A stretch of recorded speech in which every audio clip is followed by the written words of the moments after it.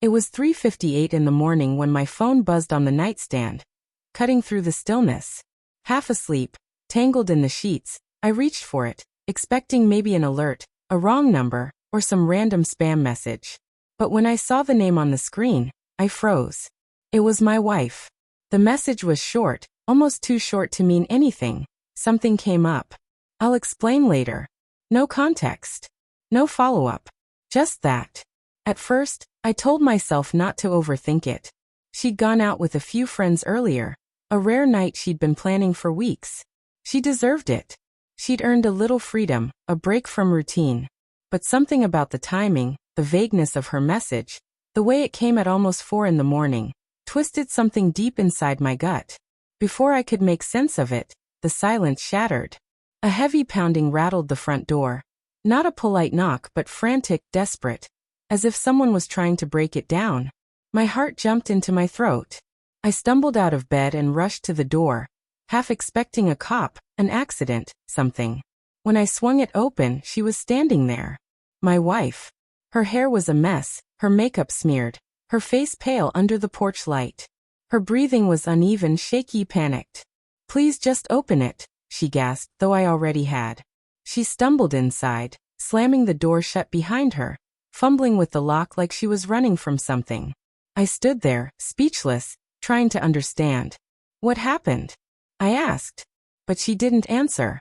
She just kept checking the lock, then turned to me with eyes wide, full of fear, guilt, and something else I couldn't name.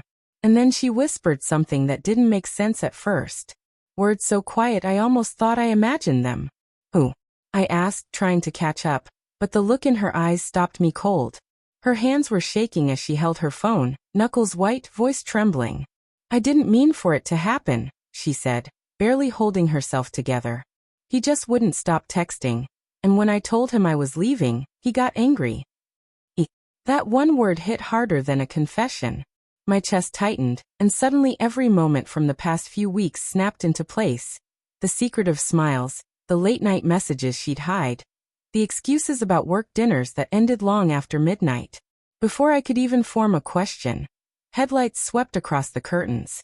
A car slowed in front of the house, idling there. She froze. "That's him," she whispered. I moved toward the window, but she grabbed my arm.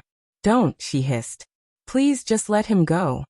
Her voice cracked, trembling with guilt and fear. The car lingered for what felt like an eternity, the low hum of the engine filling the room. Then slowly, it pulled away, disappearing down the street.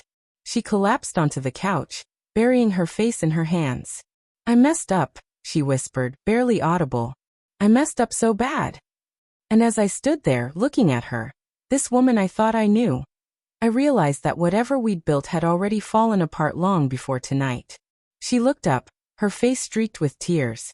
"It wasn't just a message or a drink," she said softly. "It went further. I didn't think you'd ever find out." The silence that followed wasn't empty. It was suffocating.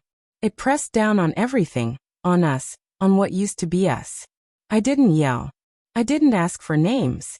The truth was already there, sitting in the space between us like a living thing. Undeniable, ugly, real. She tried to explain through sobs. How it began, how she felt lonely, how she thought I'd stopped noticing her. Every word sounded practiced, like a story she'd told herself to make it less monstrous. I didn't stop her. I listened, not because I needed the details, but because I wanted to remember this moment. The night everything I believed in cracked open. When she finally ran out of words, I said the only thing that came to mind. "You texted me at 4 in the morning to say something came up," I said quietly. "I just didn't realize that something was the end of us." She broke again, begging for forgiveness, promising to fix what was already gone. Therapy changed time. But her words floated in the air, meaningless now. I felt calm, the kind of calm that comes only after pain has burned through everything it can. As dawn crept through the curtains, soft and pale, she fell asleep on the couch, her phone still in her hand. I stood by the door, staring at the faint light outside. The same door she'd been pounding on hours ago, desperate to be let in. I didn't wake her.